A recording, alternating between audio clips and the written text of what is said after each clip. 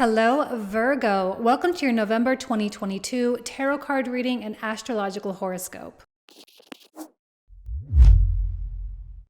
Hello everyone, welcome back to my channel. For those of you who are new here, my name is Jane, just to quickly introduce myself. So we are moving officially into November of 2022. October was an incredibly eventful month, and now that we are making a transition into November, after the eclipse on November 8th, things should start to sort of subside a little bit. Now for these readings, like we did last month, I have two different segments. The first segment is going to be a tarot card reading, which is purely intuitive, and the second segment is going to be an astrological horoscope. Thank you all so much for the amazing feedback that I received last month on those as well. And some people like to watch the astrology portion first. So if that's you, then you can absolutely click on that timestamp down below, and then you can go back and watch the tarot card portion after if you prefer. Now, you can watch these readings for your sun, moon, or rising sign, although just know that the rising sign is going to be a little bit more accurate in terms of all the house placements of the transits.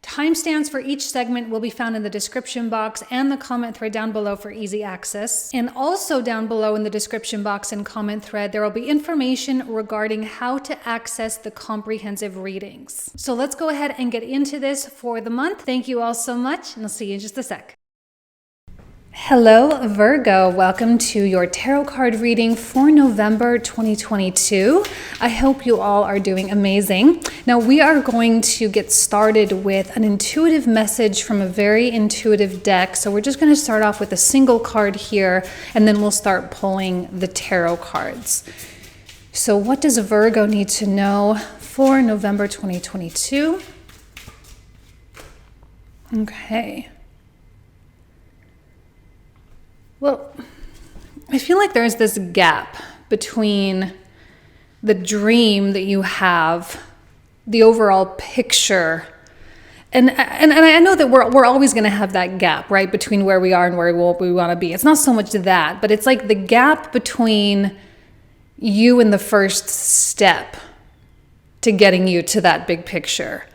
That there's some kind of something, whether it's mental or financial or emotional, psychological, whatever the case, that is preventing you from really taking that leap. And I'm also sensing a feeling of non-committal. Virgo being non-committal to making something happen. It's like there's a lot of fluctuation right now. Now, that's not surprising, all right, given the fact that Mars is now officially going retrograde in Gemini. In your 10th house, we have a lot of third house activity with Scorpio season activation, right? We've got Mercury in Scorpio, we've got the Sun, we've got Venus. We're also building up to a really intense full moon eclipse in Taurus in your 9th house, all right? So there is this like maybe hesitation because maybe there's like, well, maybe I don't feel ready, or I'm a little bit scared that if I dedicate this money to this thing, then it may not come back to me like right in time, or, you know, there may be logical and realistic reasons as to why there's a lot of caution.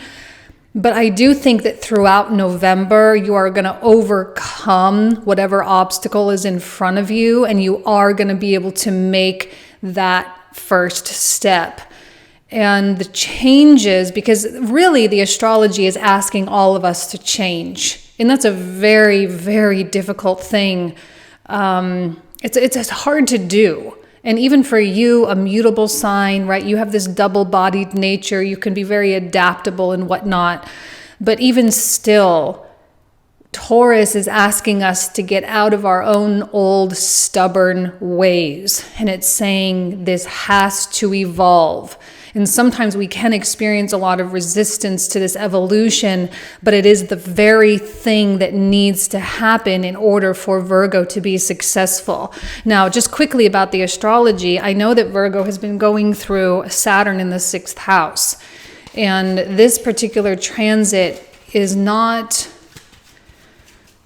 It's like what I call the thankless transit when Saturn is in the 6th. It's like the most thankless placement where it's like you can work your butt off and you can be the best of the best and you can slave away and you can do all the right things, and yet somehow sometimes you just don't get the reward or the recognition. It's like an attorney who's working their butt off, going, trying to make their way to senior partner or something, and then they get overlooked for people that, instead of doing a really, really good job, they just played the political game and they were able to get in buddy and rub elbows with like the named partners, right?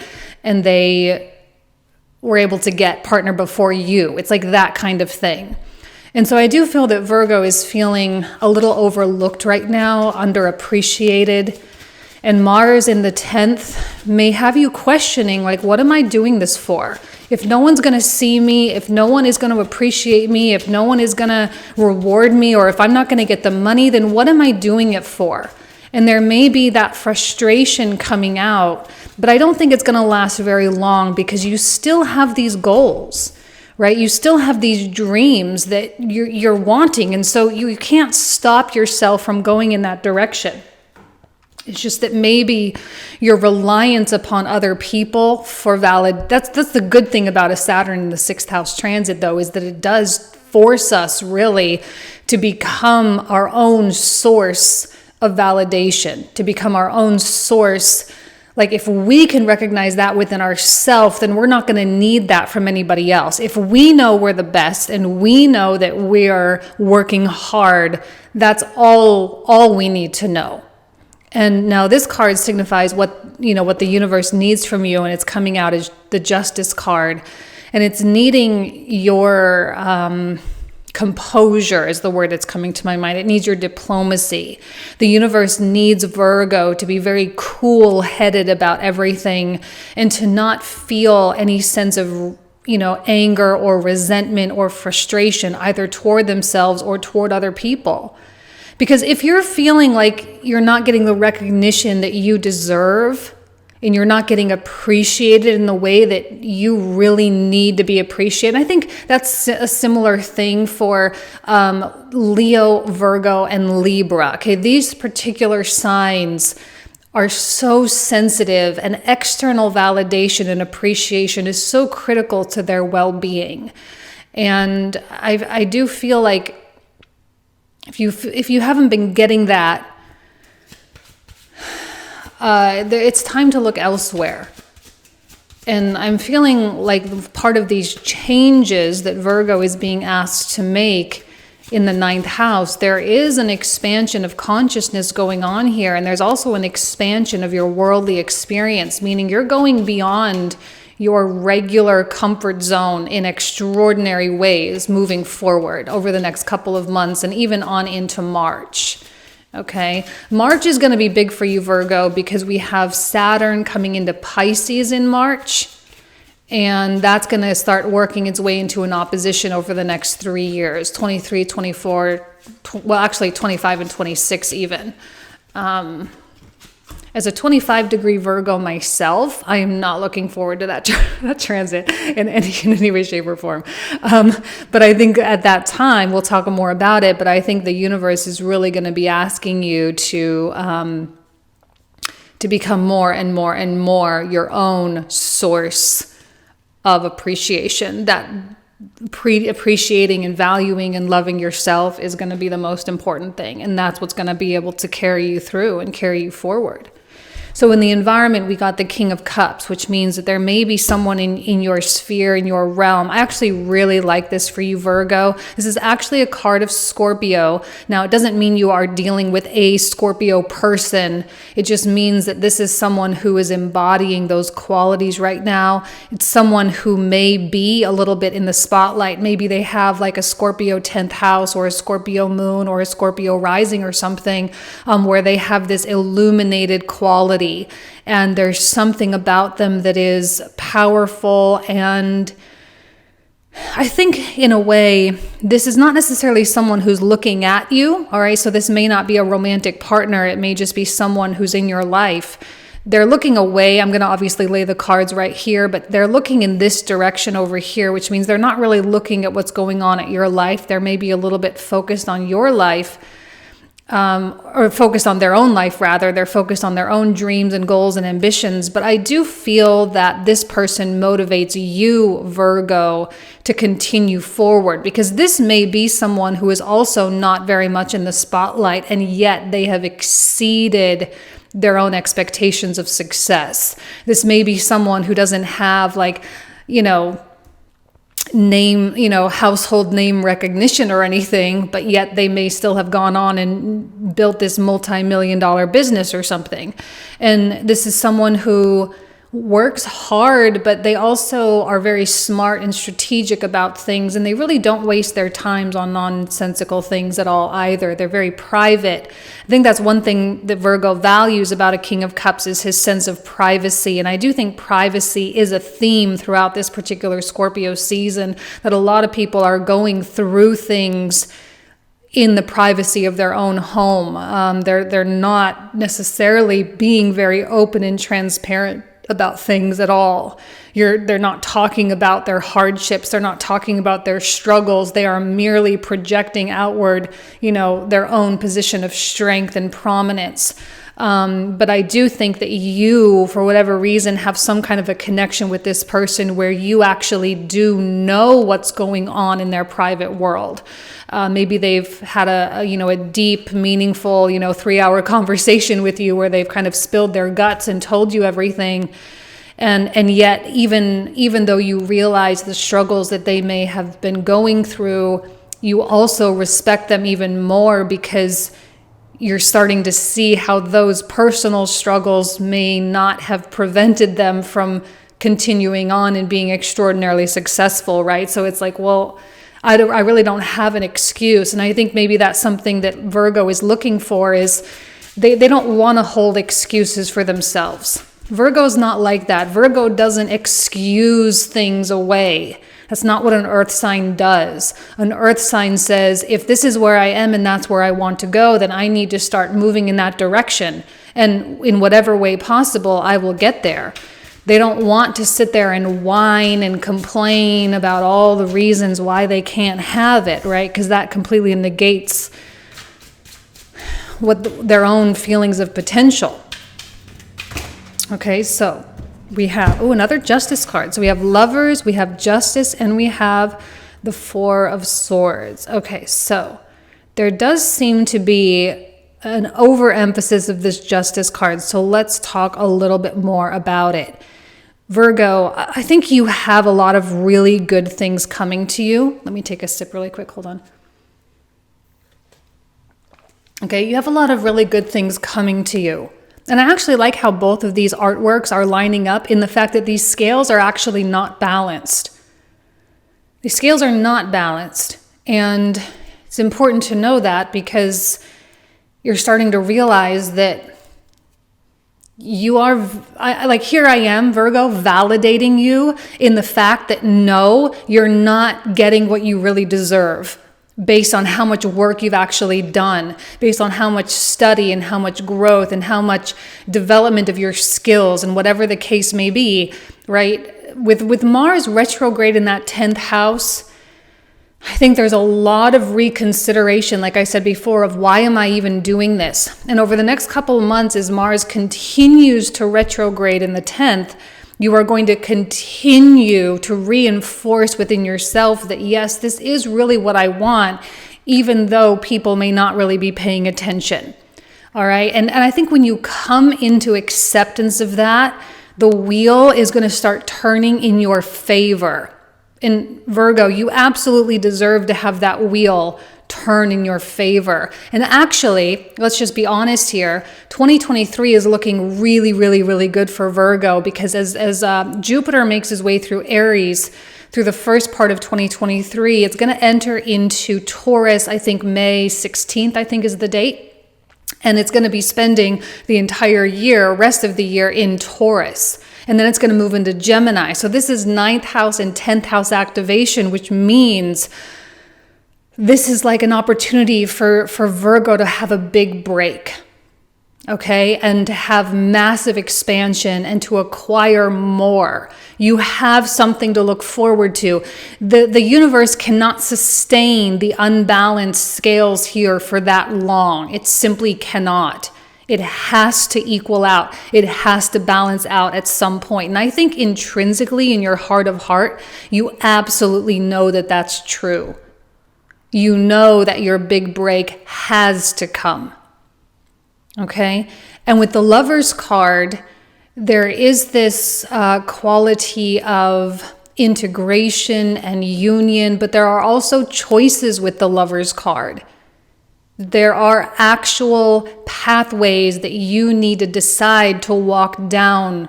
And I actually feel that maybe some of these pathways for Virgo are going to require maybe there is a higher degree of commitment. There is a higher degree of work over the next 6 months as Saturn finishes out his transit in your 6th house.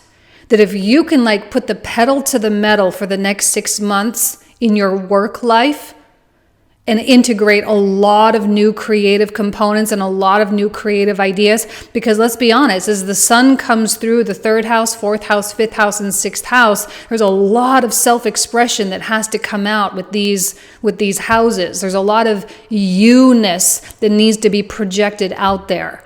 So the more you can be, the more real, honest, and authentic you can be, the more likely that your growth will really start to take hold. In Virgo, you can overanalyze this all you want. Who am I? Who do I want to project? But at the end of the day, you know who you are. And this is not about creating an image. This is not about creating some sort of false projection. This is about being totally real. And being totally real absolutely requires transparency and vulnerability. All right. And I think that Scorpio, the essence of Scorpio season plus Sagittarius, which is 4th house activation over the next couple of months, it's this is about who you are and where you're coming from. And I think by kind of adapting that with the 4 of Swords, it's going to give you a lot of peace of mind. Likely with Mars and Gemini, your mind has been going a little bit crazy, and maybe it has been all over the place, has been disorganized, hasn't been, very predictable, and you have been up, down, left, right, and all around. Let's see what else comes out here, though, for Virgo. What else does Virgo need to know? Okay, so we have the 5 of Cups,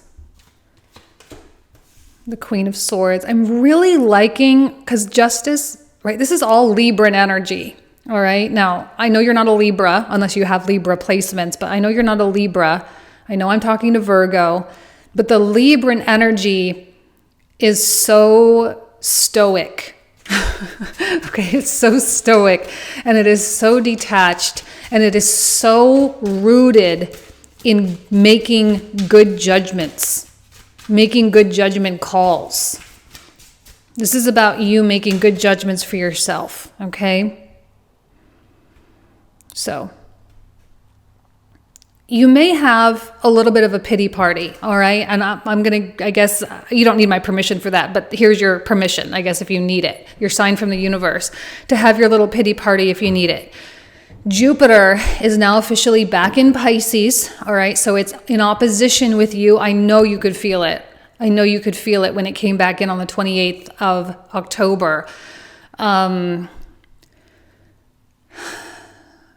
It's going to start going direct on the 23rd, though, and then it will re-enter into Aries, and that will be fine. But I'm thinking that over the next month, there are going to be days when you have to do both. You have to work really hard, and you have to integrate this, new way of doing things based on the choices that you've made for yourself. And you have to actively let go of and actively release any resentment or feelings of entitlement or feelings like something is owed to you. All right. And yeah, you can have a little bit of a pity party of well, where's my recognition? Where's my this? Where's the people that appreciate me? Where's my big pile of money? Or whatever the case is, whatever it is you're going through. Where's my love of my life? Why don't the men that I want ever choose me? Okay. you can feel that pity party and you can indulge yourself in that for just a little while. All right? Because I think that's a part of the purging process. But I don't want it to become this like permanent everyday thing where you feel victimized by your own life. All right? There's a line there and you don't want to cross that line. It's kind of, even with the Queen of Swords, she's so strong, the Queen of Swords. I often see the Queen of Swords as being an elderly woman, like me. Well, not elderly. I don't want to say elderly, but like in her like 60s, maybe 70s, right? Someone who's like lived a lot of life, someone who has that, the clarity from looking backwards, right? That hindsight is 2020. They kind of have that type of quality. And I think that's the level of wisdom that Virgo could be operating from if they so choose, making good judgment calls, doing what they know they need to do. And I think there are things, Virgo, that you know you need to do that you genuinely don't want to do. That it almost challenges, or maybe it even feels like an attack on your own authenticity. But the truth is that even though it may feel like an attack, the truth is it is actually going to enable you to be more of yourself. And that's the self that people are going to fall in love with. And that is going to be the road toward recognition and reward that you so seek and that you so crave. Queen of Swords has to make really difficult decisions. Okay, she's not everybody's best friend. She doesn't play that role. She has to do things that sometimes it helps people and sometimes it doesn't. Like let's use that law firm example again, right? Here you are, a massive senior partner, you've worked your butt off, and now everyone who's chum with the name partners starts getting their name on the wall or whatever the case is.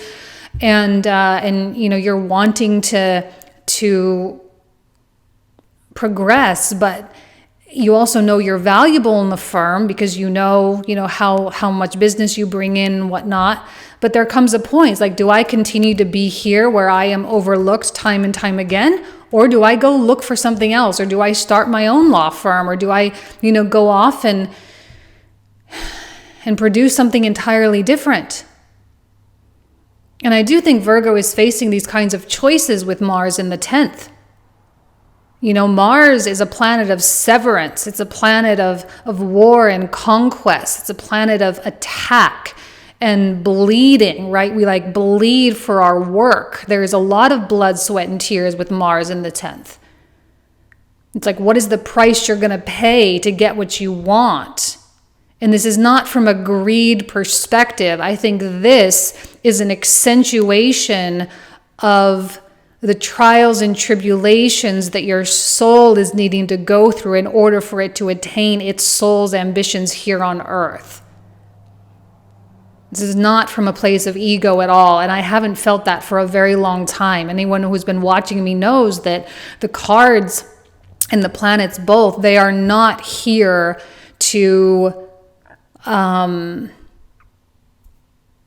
satisfy the ego. Simply not the case. With the Knight of Cups, someone is looking at you. Someone sees you. Now, the Knight of Cups, I don't know is necessarily, it could be a love interest. It could be a potential creative partner, whatever the case is. But the question that I have with the Knight of Cups is I don't know how much they really have to offer. That's the concern I have. It's like, it's sweet that they're looking at you. It's sweet. It's nice. It's flattering maybe. But this may not be the validation that you're really seeking. And maybe that's even, again, Saturn in the 6th. It's like, why can't I get the validation from the people that I actually want it from? Which, again, is going to force you to pull it back in and find that within yourself. And say, okay, I can't look to the external world for this. I can't do it because I'm not going to get it. It's just not going to happen for me. And maybe later, 10 years from now, these people will look at me and say, I was always so proud of you. And you're like, well, why didn't you say it back then? Why didn't you tell me? Oh, well, I didn't think you needed it. You're like, oh my God, I needed it so bad. I needed it so much. I needed to hear it.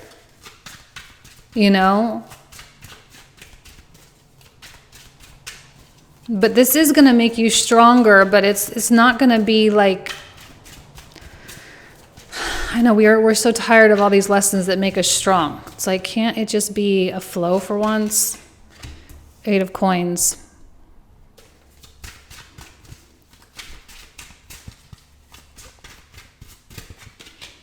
The Devil.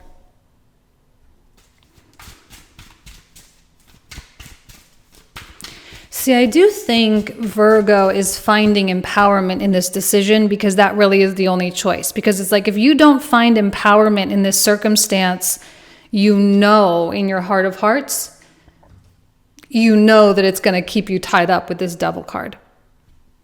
If you continue to seek externally for stuff, it's going to become bad, right? Like you're going to start losing yourself for the sake of others.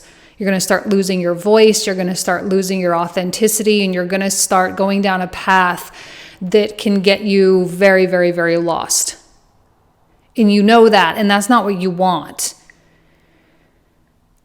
So you continue to stay the course. Now, I do think Virgo maybe the word integrating has been kind of a word that's been floating around for me as a theme in my readings for the past couple of months, specifically through Virgo and Libra seasons, to integrate new things and new habits and new ideas and new strategies into our life. And it is a slow process. It's not something that we just boom, all of a sudden now our life is totally different. It's like, no, we're going to start integrating new products into our businesses, or integrating new services that we offer, or new skills, right? We're going to start learning new skills so that we can implement them in what we already do, whatever the case is. And you're starting to see the effects of that integration and those changes. And the effects may have a little bit of a dip, especially when Jupiter came back into Pisces now.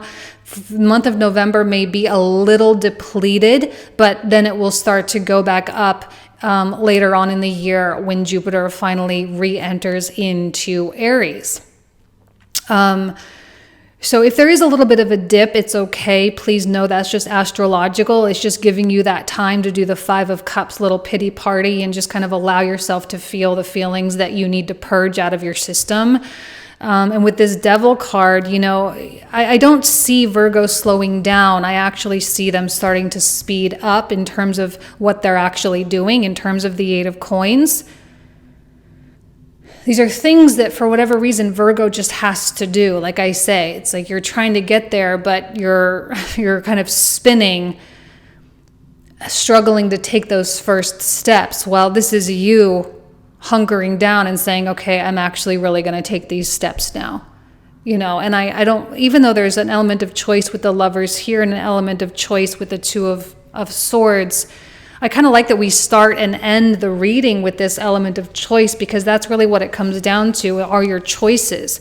The choice of how you perceive things with the Swords, the choice of how you cast or place judgments, the choices of how you decide to work, or if you decide to be empowered or victimized by these circumstances. And the thing about the King of Cups is I actually feel that this person is inadvertently motivating you, and that for whatever reason, this may be someone that you're wanting and seeking that validation from. And they may never give it to you. But the thing is, it doesn't matter. They probably have been placed strategically in your life to get you to be the best that you can be. It's like this person is a muse that you never asked for, that you never wanted, and it's a muse in the most unmagical way. But it is a muse nonetheless. They know how to trigger you. They know how to get you up off the couch and get you doing things. It's like, I want this person to see me in a different way, which is really just a projection of how you really want to see yourself. This person has some kind of a key. They have a key into your energetic field. And their presence in your life right now is really important because it's getting you from where you are to where you want to be. Okay? All right, so let's go ahead and pull out the clarifiers. Now, for those of you who are new, I do talk for another 25 to 30 minutes about the cards I'm about to pull out. I'm not going to go into the whole spiel, but take a look in the description box in the comment thread down below for all of the access options for the comprehensive reading. Just make sure you select the right option that's right for you. There are lots of different ways to do it, so please take a look, and I hope to see you there. And also, if you did like this reading, please subscribe. If you're new here, if you haven't subscribed, please do so. It definitely helps me out as a creator. I really appreciate it. And I'm also really trying to grow my TikTok account now. I guess that's something I'm doing. That's me integrating, trying to get my TikTok going. I'm going to start producing more content throughout November on my TikTok. So I'd love to do lives on both YouTube and TikTok in the new year, but I need to get to 1,000 followers on TikTok. So if you would love to subscribe, I'd love to have you there. Well, follow, not subscribe. Okay, so let's go ahead here and take a look at the Justice card. So what else does Virgo need to know about the Justice card? So we have this beautiful Sun card. Excellent. We have the Lovers, another Lovers card.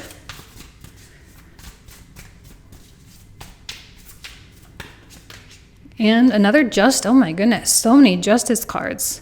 If we get Justice cards as I clarify the 9-card block, that will officially be the most powerful card that I've pulled out all month for all the signs.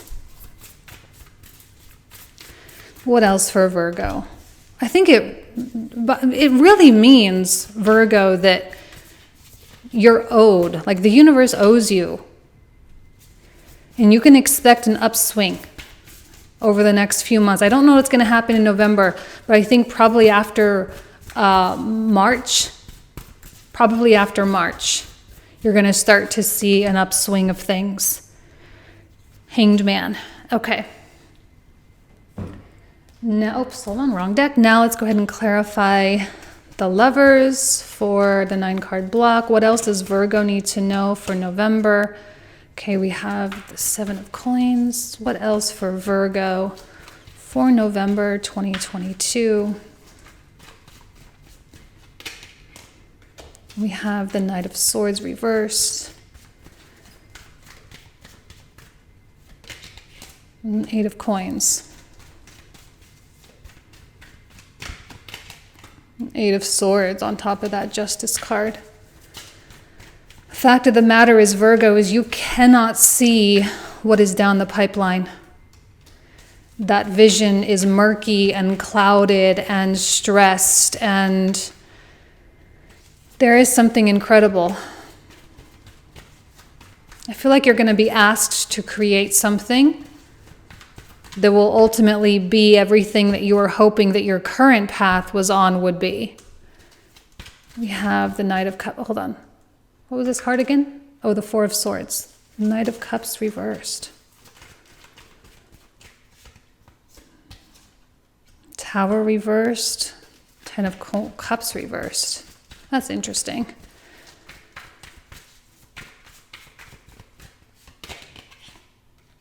See what I mean? I had a feeling it was going to come out again. We officially have 4 Justice cards. That's the most I've ever pulled out a card before in any of these readings ever. 4 times. Ace of Swords reversed.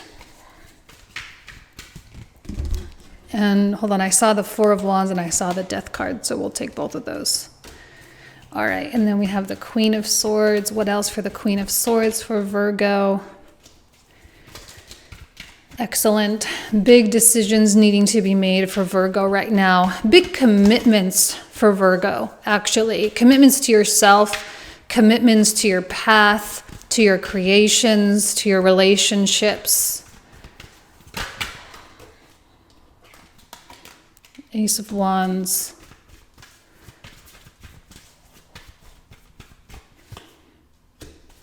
Page of Swords. Something bothers me about that Knight of Cups. I don't know why. Like, it's not setting very well with me. It doesn't feel right. I don't know why. Those are beautiful cards. I'm not quite sure why. I need to sit with that one for a minute. So we have the Eight of Coins, High Priestess reverse, another Five of Cups.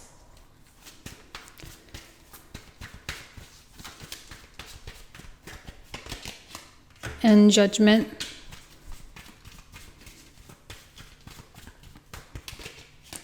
King of Swords.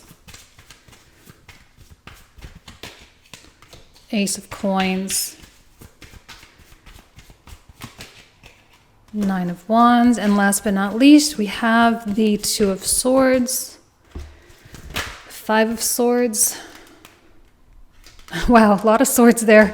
Nine of Swords. All right, no problem. This is where we're going to pick up in the comprehensive reading. So if you want to join, you are more than welcome. Again, please read through all the options down below. And that's it. All right. Thank you so much. Have an amazing month of November, Virgo, and I'll talk to you soon. Take care. Bye-bye. Hello, Virgo. Welcome to this astrological horoscope portion of this November 2022 reading. So we have a pretty big month, specifically the first week of November. But I started this clock for November 1st, but I wanted to talk a little bit about the new moon eclipse that's happening in Scorpio on October 25th. So just a little bit before November begins, right? Because that's the initial eclipse of the season. So we have this new moon eclipse at 2 degrees of Scorpio, which activates your third house. Now, the third house is not necessarily the heftiest month or the heftiest house, excuse me, but it does have a lot to do with, okay, there's a lot of themes that come out here. There's sibling stuff. So if you have siblings, there could be something going on with them. It has a lot to do with how you communicate, how you think. It also has a lot to do with your courage. Actually, a lot of life force energy comes through the third house. So if there are any fears that you are harboring, it is likely that this is a time of breakthrough for you, where you have an opportunity to just say, I don't care if I'm scared, I'm going to make this happen anyway, and I'm going to find a way to overcome this within myself, and to take it really step by step and day by day to allow yourself or to enable yourself to accomplish even small things on a consistent basis to help you to get to that finish line a lot faster. And we also had Jupiter moving back into Pisces, which will only be here for this month, and then it's going to start going forwards again. And then we had Mars going retrograde on October 30th. So this is kind of how we enter into November. We enter into November mid-eclipse season. Here is the sun over here in Aquarius. It's making its way over to Taurus, where on November 8th, we're going to have the big full moon eclipse conjunct Uranus, and it's an exact conjunction at 16 degrees. And this ninth house configuration, this ninth house full moon, it's definitely going to illuminate really the things that you know a lot about. And there may be some pretty significant breakthroughs or changes that you make regarding that. So if there are any, this could be across the board. It has a lot to do with our religious beliefs, our spiritual beliefs and practices. Even a lot of the spiritualist type of stuff like tarot and astrology can also be thrown in the ninth house as per traditional astrology. We have, even political philosophy that you subscribe to, any sort of cultural group that you belong to, like whatever the case is, there's something going on in that for you, a thing that you know a lot about, or a thing that you are deeply ingrained in, a philosophy that you subscribe to, or a field of study that you have dedicated yourself to. It's possible that you will go through a massive breakthrough or make a pretty significant change in that area. Now, that may not seem like the most exciting thing, and maybe it won't be, but I actually think this is going to be really supportive for you regarding the changes that you are going to be required to make coming up here. We're all being asked to make big changes. The word of the month is reform, okay? With that full moon conjunct Uranus, moon is really volatile, okay? It's not a stable planet or luminary, right? Uranus is not stable, and the North Node is definitely not stable. So when these three entities come together in extremely stable Taurus, right, there is absolutely destabilization going on in our world, all right, in our life, in our minds, in our hearts. Things are stirring, things are brewing. And you already are going through a Chiron in the 8th house, which means that you're already in this process of exposing a lot of wounds. And it's possible that because of these wounds, you have gravitated towards certain spiritual beliefs for the sake of healing and for the sake of change. But it is also possible that you start to see the norms in your life and these philosophies that you held so tightly start to, I'm not going to say they're going to completely crumble, because I don't think that's the case, but you're going to start cracking those open, these philosophies, these ideas, these, like, even for me, like maybe it's the tarot even, right? So those things are going to start to crack open, and things are going to start building upon that, and your understanding of something is going to just like explode. So you're going to have this incredible explosion of understanding and higher level consciousness, which means you're probably going to start integrating a lot more philosophies and ideas and knowledge that are going to build upon the pretty steady foundation that you already have. Now, this is not about creating an echo chamber for yourself. In fact, it's actually quite the opposite, right? It's not about only subscribing to additional things that are in line with your already established line of seeing things, right? This is about extremely different. Right? So let's say you are a really religious person. Let's say you're a Christian and your belief is like, okay, Jesus Christ is my savior. And that's the only thing that you've ever accepted. And maybe that was really good for you because you had all this healing that you needed to do. And maybe that brought you a lot of love and comfort. And that's great. And that's wonderful. But now maybe you're starting to learn a little bit more about the esoteric traditions or Christian mysticism. Maybe you're starting to learn a little bit about astrology because it's so popular on TikTok, right? Or maybe you're starting to see things from, a Greek philosopher perspective, and you're starting to understand how that is starting to tie into Christianity itself, right? Or Egyptian Hermeticism, or whatever the case is, right? And you're starting to piece all of these things together and starting to expand your mind and starting to come into a more holistic understanding of life. Because remember, the motto of the 9th house is I see. So this is about seeing things and seeing things from a more all-encompassing perspective, because it really is the all-encompassing perspective that we see more truth, okay? Because the truth is everything, right? That's what the truth is. The truth is everything, even the lies. Even the lies are a part of the truth, okay? And so being able to see that could be groundbreaking and destabilizing for you, but is going to help aid you in your Chiron in the 8th house healing.